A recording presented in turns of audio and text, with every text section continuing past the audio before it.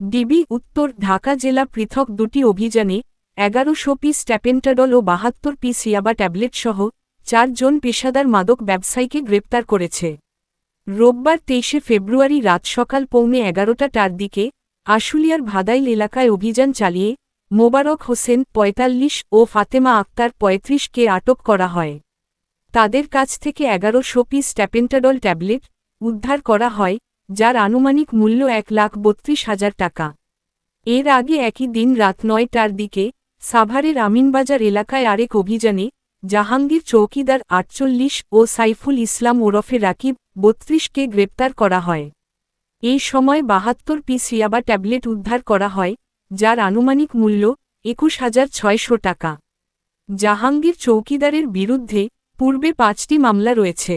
গ্রেপ্তারদের বিরুদ্ধে সংশ্লিষ্ট থানায় মাদকদ্রব্য নিয়ন্ত্রণ আইনে মামলা দায়ের করে আদালতে পাঠানো।